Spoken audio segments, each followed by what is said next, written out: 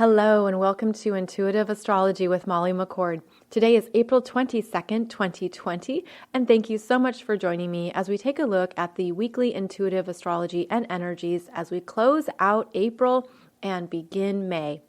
Over this next week, we have a lot of action with Mercury. So I'm going to go through those different transits and aspects that are showing up because Mercury is all about our daily lives, communications, information, what we say, what we think, our perceptions, but it's also about the bigger stories that we're telling ourselves and what we're really thinking that we don't always share or say out loud. Mercury relates to our mental energies, mindfulness, and the energy of what we have taken in to ourselves. We've taken it in through stimuli, through messages, information, data. We take in a lot. And Mercury is our processor. Similar to a computer having a processor, Mercury is our processor of all of this information. So we're going to have some big energies here that are going to shift us and shape us and ask us to stay open, to think differently, and to essentially raise our consciousness in our mind. So we'll talk about that in today's show. As I record this podcast episode on April 22nd, we have the Taurus new moon at 3 degrees, which means that just 2 days ago, as the sun entered Taurus, it created a square to Saturn in Aquarius, which would have been a stop, a retraction, a challenge. You could have felt this energy Monday, Tuesday, even today. And it was the sun having to check in with Saturn in Aquarius. And that square is always a turning point, a standstill. It could have been a disappointment, something not happening, something falling through, but it was a reality check of some sort.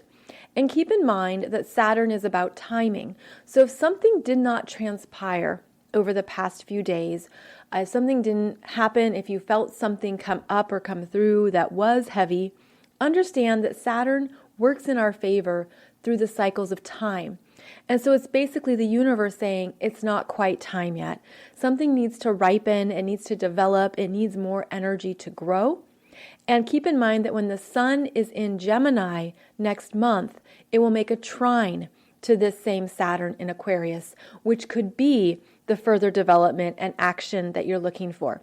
So know that this helps with our perceptions and understanding that there's so many cycles in astrology that if we can understand what each one simplifies and brings into our awareness, what each one ultimately does to serve us, then we can rest a little bit more. We can eliminate some anxiety or nervousness. We can remember that, okay, things are happening in divine timing.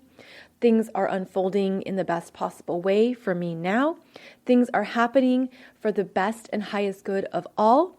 Things are happening because we live in a loving, benevolent universe that sees our power, respects our individuality, understands that we are here to manifest and create dreams and life experiences that best serve our soul growth. And yet we live in a 3D physical reality that we have to answer to in a way. We have to navigate it with a higher consciousness and awareness of both the restrictions of the physical world, the responsibilities of it, but also the joys of the physical world. So it's certainly been quite an interesting time because we're ready for next steps, but there's still limitations. And you can see this playing out with the quarantine areas, the quarantine issues, where we want to get outside, we want to get going, but the restrictions are about that caution that's still necessary, that responsibility that's still necessary. Go slow. Don't do too much at once. Don't go everywhere at once. So Saturn is supporting us, but it can feel the opposite at times. Now, the Taurus new moon is quite dynamic because we also have the sun and the moon in Taurus approaching an exact conjunction to Uranus in Taurus at 6 degrees. Now, the moon makes a conjunction to Uranus every month. As the moon cycles through all 12 astrological signs, it connects with this energy of Uranus, which is the rebel, the awakener, the shock value. Uranus brings in fast speed developments. It's a leapfrog. It helps us understand something from a higher consciousness. It's that flash of insight, that quick revelation. This is all Uranus. So the moon connects with Uranus every month. However, the sun only makes this conjunction one time a year. So here we are with the sun approaching Uranus at 6 degrees, and that's going to be exact on April 26th. And that conjunction is an illumination energy. And because Uranus is about fast developments, something could happen quickly. So if you were delayed this week, if you felt a slowdown or a heaviness, if you felt the energy sinking in on you, when the sun conjuncts Uranus, you could feel a revolution within yourself, a release, something unraveling, something no longer restricting you. And that sets you free. Uranus loves freedom. This can be beneficial for anything that Taurus rules. Taurus is our values and our self-love. You could have a new understanding of what you're worth. You could have a new understanding of what you require in your life. That could be in all areas of your life, anywhere from your career, your profession, your relationships, your friendships, anything that matters to you is being shaken up so that you can really get to the core energy of what you want, of what you need, and what you require. So the sun conjunct Uranus is also when things break apart and you say no more. It's glass crashing to the floor. It's something exploding.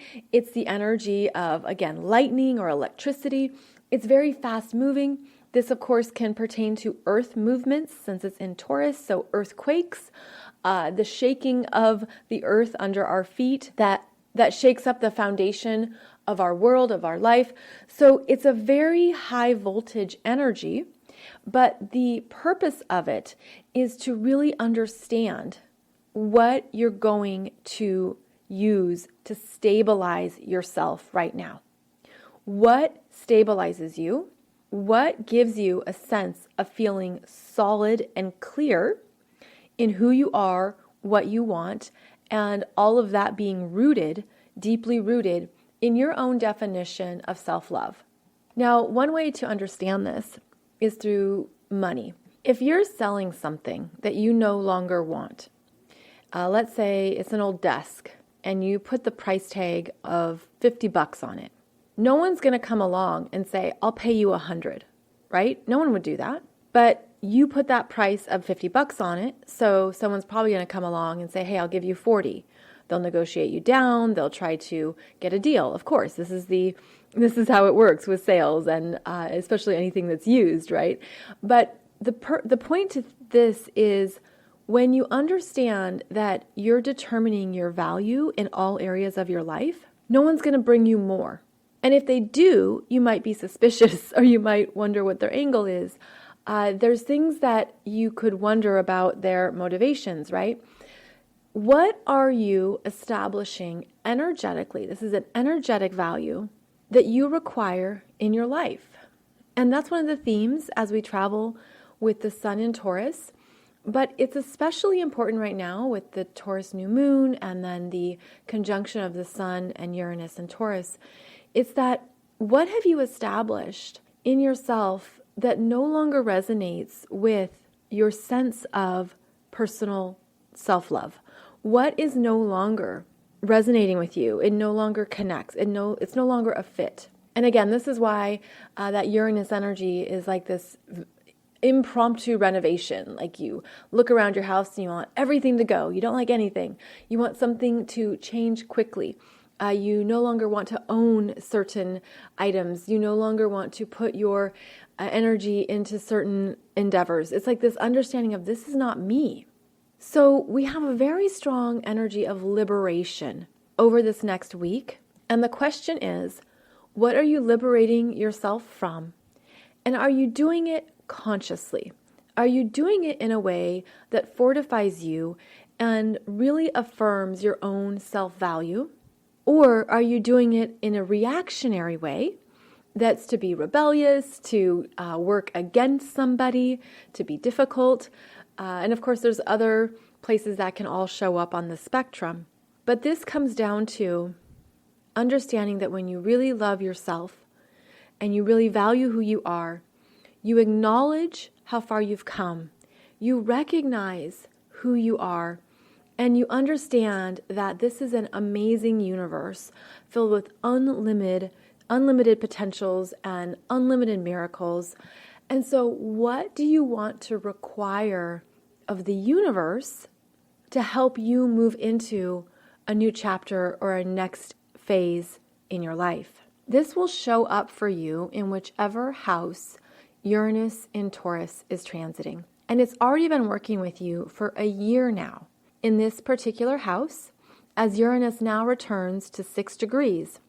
And heads up, Uranus is going to come back to 6 degrees of Taurus in early 2021 as well. So we're not done with a process yet. We're still moving through it.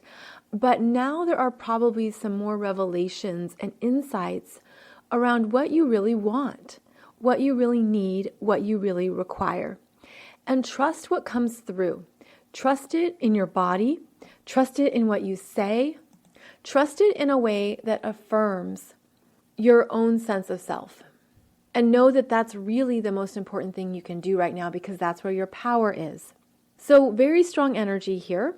And then to further these themes, we have very dynamic energies with Mercury, as I mentioned at the beginning of the show. So Mercury is currently traveling through Aries, and in Aries, he has a quick tongue, he has quick thoughts. Mercury is the energy of fast movements, of instant knowingness. Mercury in Aries could just instantly understand something. It is a fast learner and a quick speaker, but I feel like this is the energy of also understanding what drives you right now, what you really want, what you really respond to, and where you find yourself moving forward on a daily basis. So the Aries energy always gets us moving into something new, a new adventure, a new start. And Mercury is how we're then organizing it, planning it, and understanding all the details that need to happen for that new start.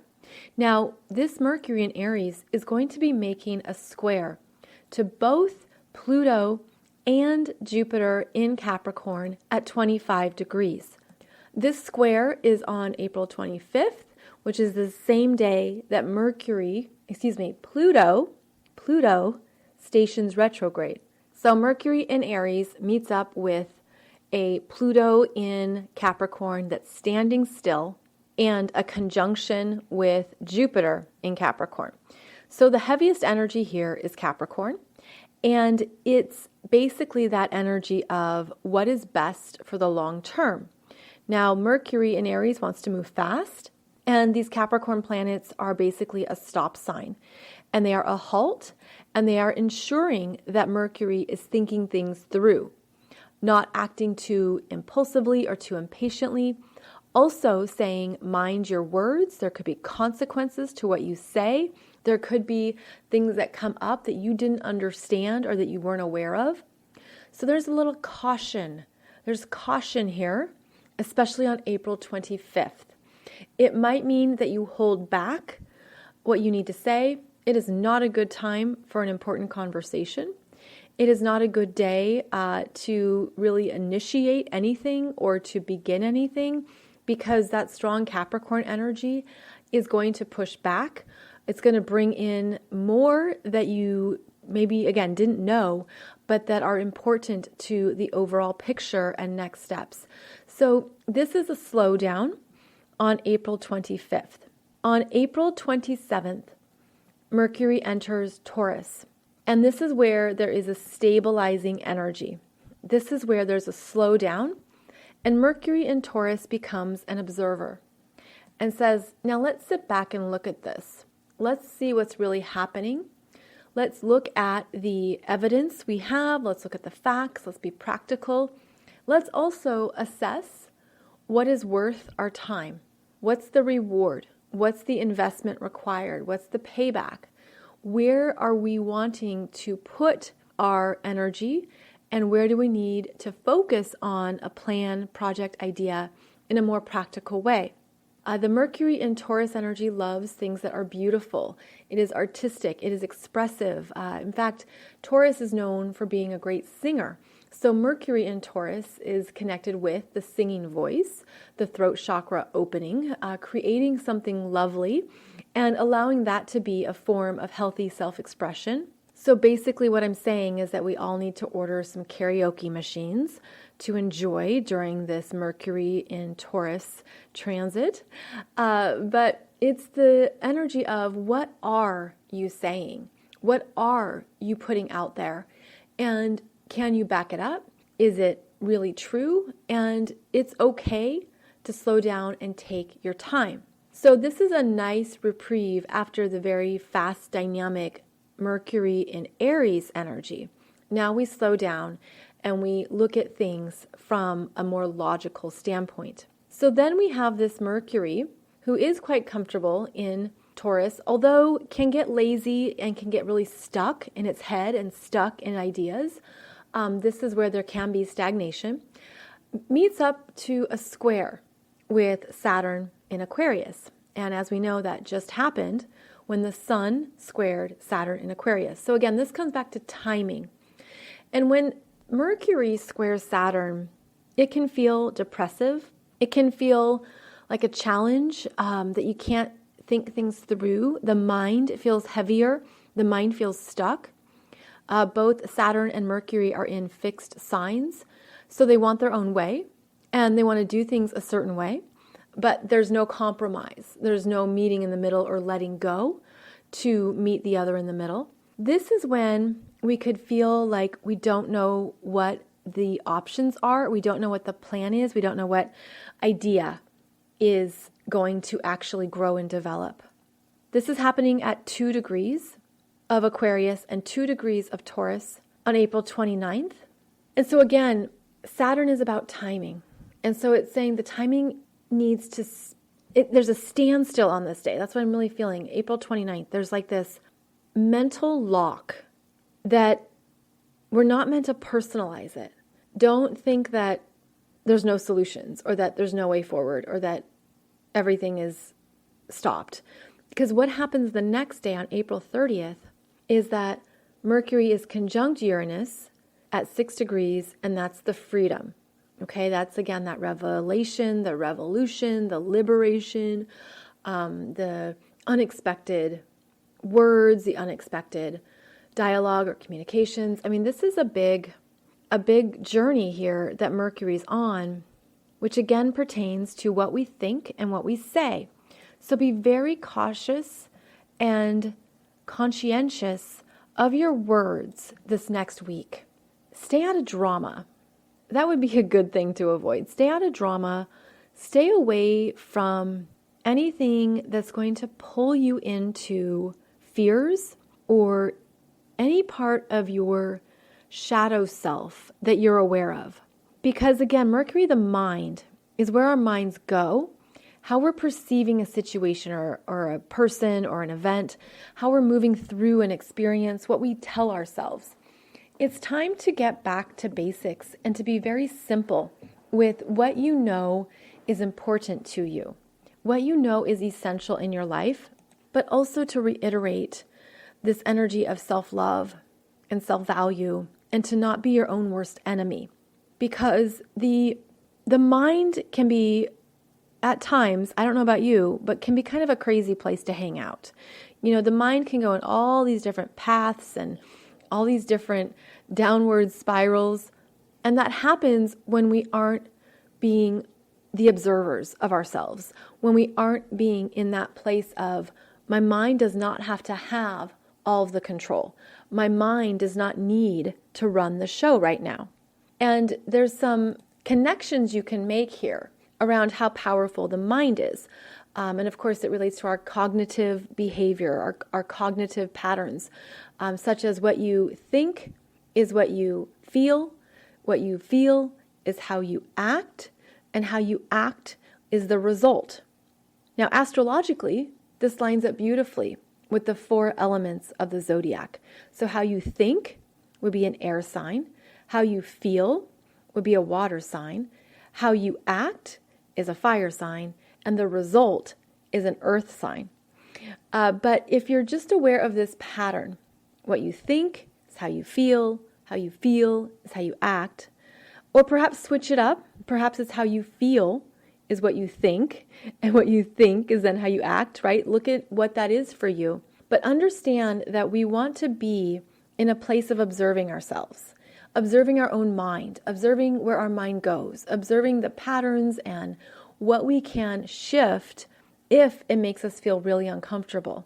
I think it's also important to note that Mercury meets up with all of these outer planets, right? Meets up with Saturn, Uranus, and then also the Pluto-Jupiter.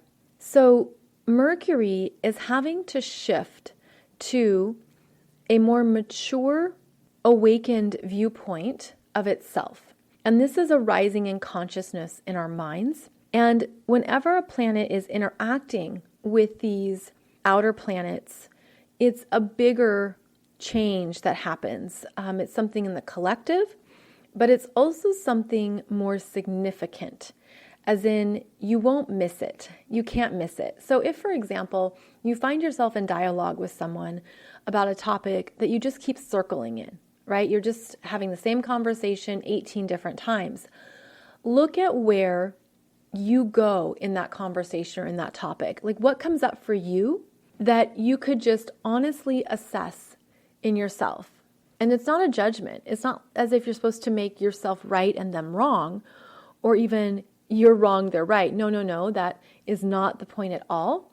This is rising up into a higher vantage point at a soul level and understanding, okay, I'm in a pattern here. We're circling around in something. What am I not seeing? What do I need to know? What would help me shift my own perception to not be circling in this, or to not feel that frustration or that loop-de-loop in this dialogue? What can I shift? And if you were to simply ask that, you may be surprised at what comes through in your awareness, what comes through quickly, what comes through in a way that gives you an understanding of yourself and how you're perhaps behaving or approaching the conversation, the topic, what have you. So be very aware of yourself right now and where your mind goes, what your words are. And I also feel like this next week is helping us with the awakening journey by getting us out of our own limitations, our own unconscious loops, and the replays that we've been participating in that we're exhausted from. Like I'm feeling a heaviness in the mind, the weariness, the exhaustion of, I'm just so tired from this. I'm just tired from this topic, this conversation, this project, this idea, whatever it might be for you. And, you can again relate that to the quarantine of, I'm just tired of this current experience. But there's always a new vantage point to explore, and you can go higher. So that would be our assignment over this next week, is to go higher in the stories we've been telling ourselves, the information we've been taking in, and how that has formed our perceptions, both limited and unlimited.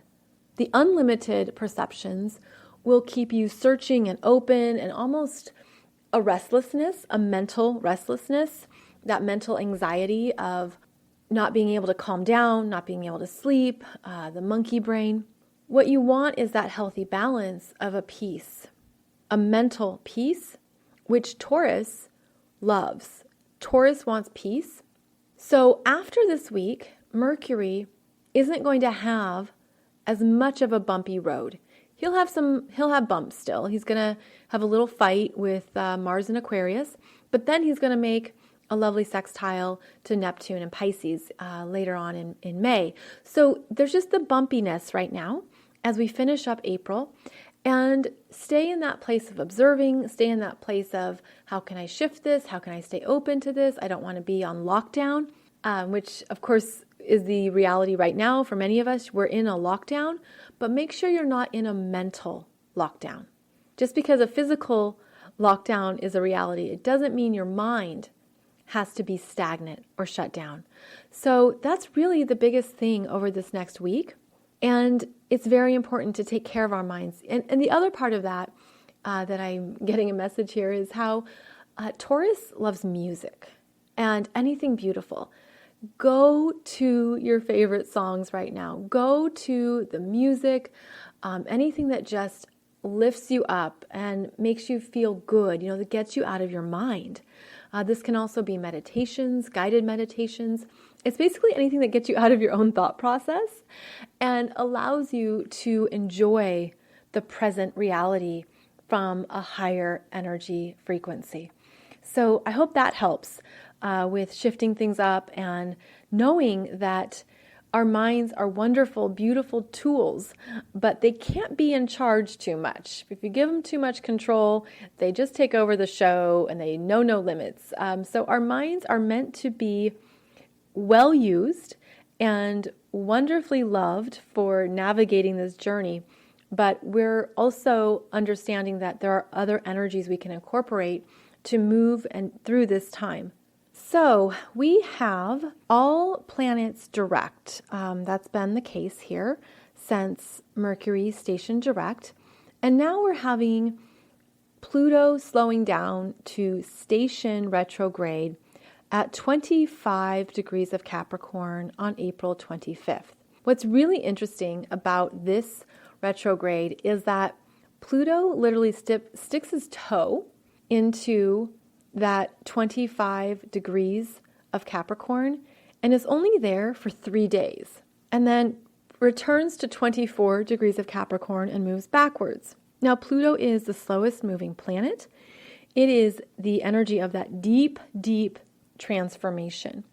It is that energy of no going back, of something permanently changing, permanently ending, a permanent loss, so that a new creation can come about. It's that recreation. It's that understanding of how energy is always in motion, and we can powerfully work with it when we honor and respect this work of Pluto.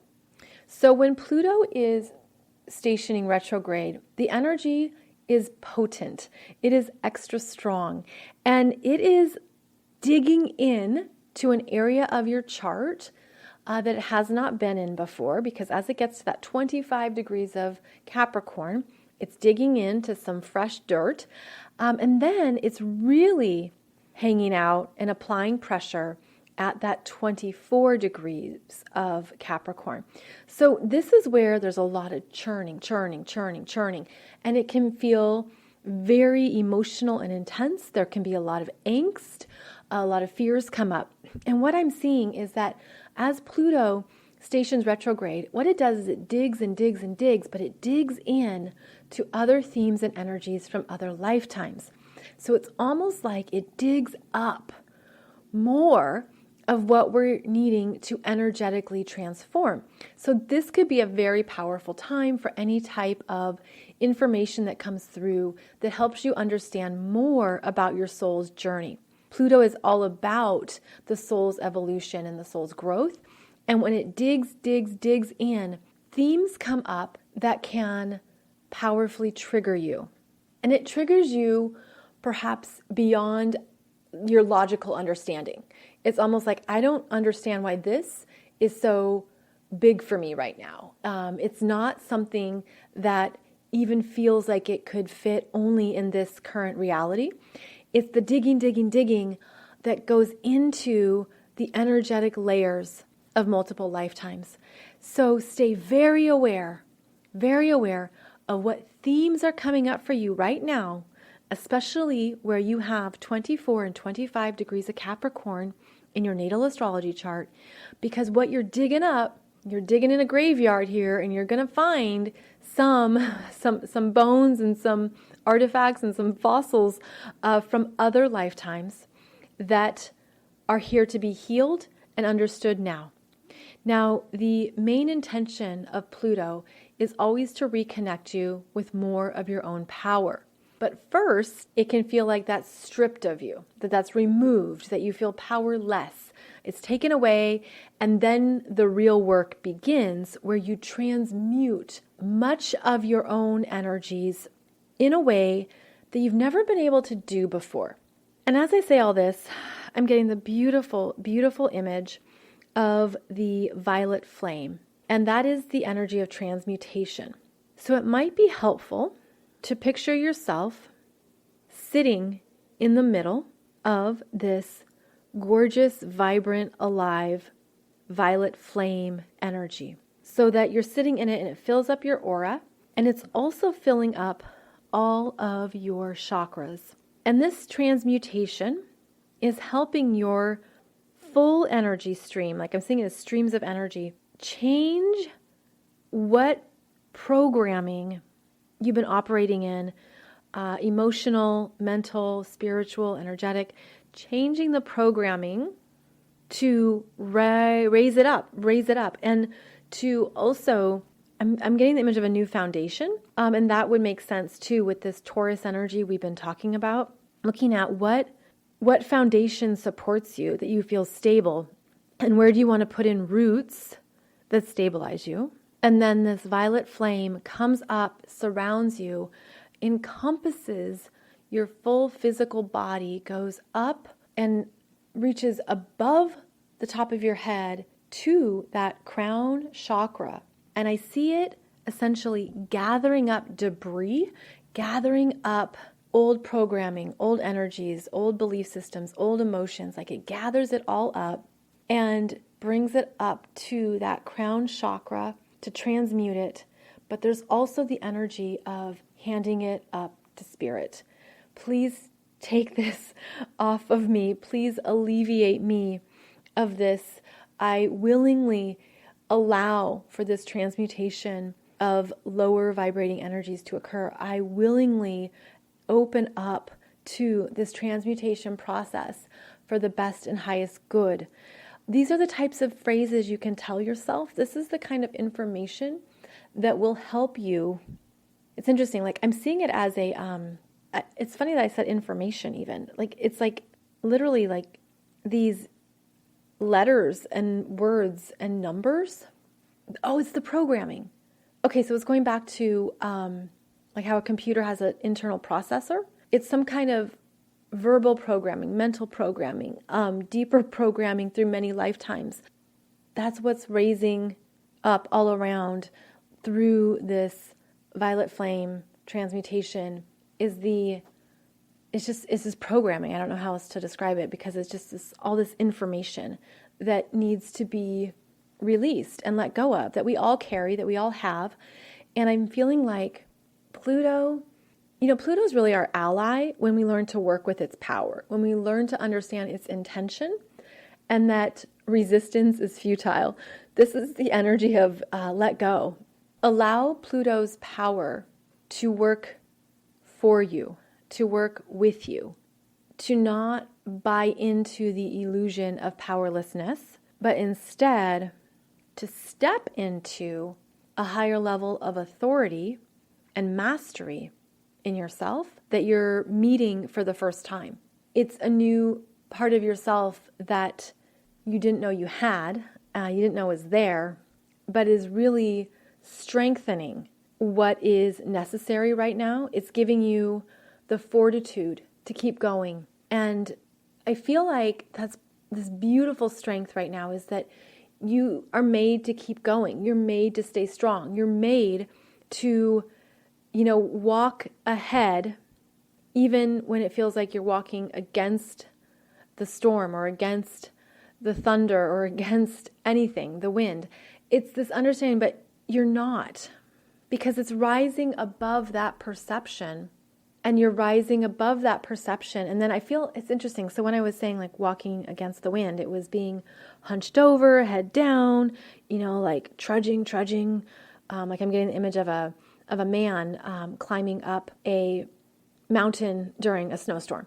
And then the energy shifts. When you step into a power, when you step up into that authority or place of mastery, you step up into it, and then you stand up straight, and you're able to feel more in charge, and your head is, chin up, head up, and the storm or that windstorm is only at your feet. It's like at the feet and the calves, but it's not affecting the majority of your energy. So I hope that visual makes sense, because it's like stepping up to a higher place in the energy where it's not taking you over. It's not something that's working against you. Like you're rising above it, and you still feel it. You still feel it at your feet. It's still, swirling around your calves, but it isn't taking over all of your energy. And in fact, you can now see from a higher vantage point where you're going, what you want, even as you trudge along through these energies. But they're not even above the knees, is what I'm feeling. So allow that to shift your perception of whatever is happening right now in your world. See yourself, it's okay. See it as like shallow water. It's just, you're in shallow water. You're not swimming in the deep. You're not drowning in the ocean. You're just moving through some shallower energies. And that could help as well with fortifying you and giving yourself that energetic gift of power. It has been a hard time for many, many people in various ways, in all ways even. However, we're in this together, and so many of you chose to be here because you knew you would get through this. You would get through the difficult phases and the hard passages and arrive at the other side feeling clear, released, ready to go, inspired. There's rewards here, and there's good things coming. And it has been a marathon of these intense energies. But know that we're doing this, and we're doing it day by day.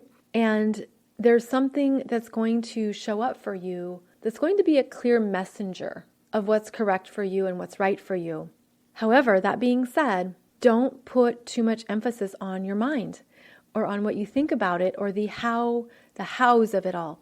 Because part of the awakening journey and ascension is trusting the energy, right?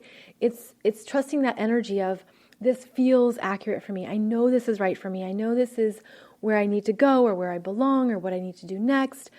And you just feel it and you trust the feeling. And that feeling can be through your body, through your intuition, through many ways that it can come through. But that's part of how we can best navigate this time. So understand how the mind will run the show, and yet we're practicing and implementing what it means to be bigger than the mind, to be in the full embodiment of our power, and to work with the soul's growth at this time that puts you in a place of mastery. And I'm feeling again like the mastery comes through the transmutation and acceptance of what you've been through. And it also is this push, like this motivational push into the next chapter. So I hope this has provided some perspective and support for this time. I know it's been a very big month.